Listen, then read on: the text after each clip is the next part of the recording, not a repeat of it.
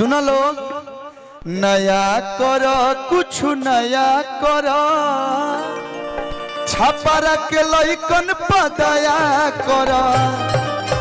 एता ना अंशु बाबू को पास के गोड़ लग जा जब बड़ों को लाग सकता छोड़ के तो बड़ के नहीं लग सकता।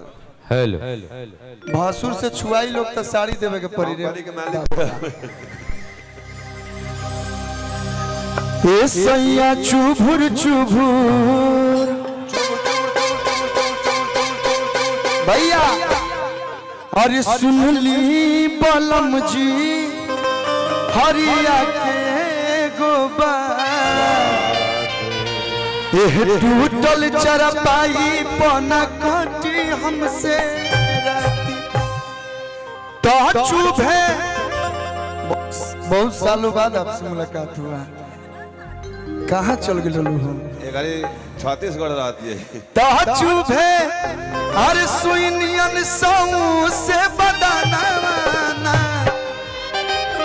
तो चुभे अरे सुइनियन सौ से बदाना।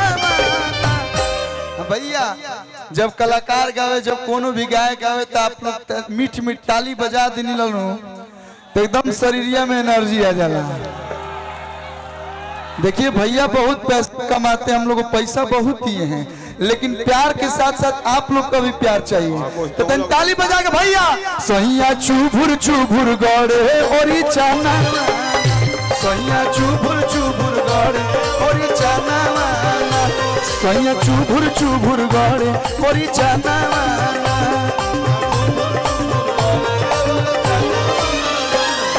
सुनली बलम जी फरिया के गोबा, एह टूटल चरपाई पना कटी हमसे रात। सुनली बलम जी फरिया के गोबा, एह टूटल चरपाई पना कटी हमसे रात। चुभे सुनियन सौ से बदनावाना, चुभे सुनियन सौ से बदनावाना। मैं यूट्यूबर के लोग भावे पे लागल बड़ी सो हेनियो ने देखत रहलो। ये लोग का बुझाई रहे हमने के बैठल रहे ओइजा में तो पिछुती हो गइल, कैसे कैसे मैनेज करके उनका लोग सामने कर लिए रहे। ए सैया चुभुर चुभुर सैया चुभुर चुभुर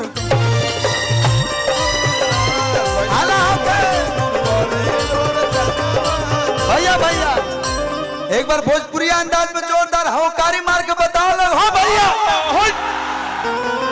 तो देखिए यही हालत पे तनी मनी कमर के डांस। तो सैया चुभुर चुभुर गड़ ओरी चना,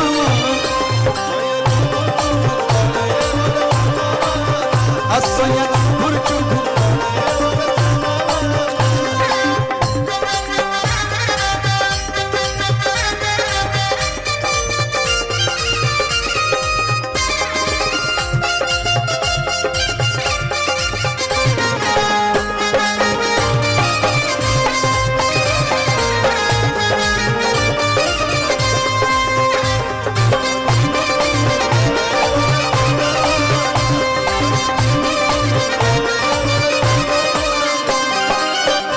कहतिया तन्या जी सुती हम के मुता। वाह वाह आंख वाली सुती हम के लहू तो पाटी चरचराता, रोज रोज रहो या के कोई दिला धाका।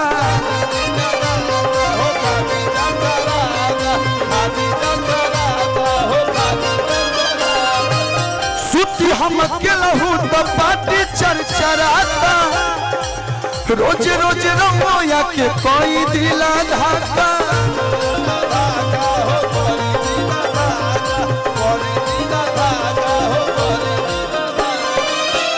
घर में डबल बेड के लाई दी पलंगवाना, घर में डबल बेड के लाई दी पलंगवाना।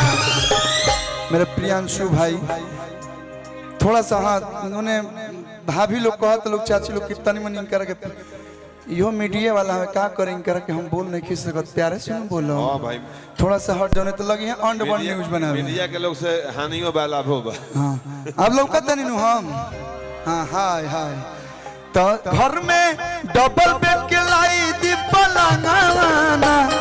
देखिए हैरी पॉटर का भाई बैठा है प्रिंस मस्ती। ये जो लोग सैया चुभुर चुभुर गड़े है कोरी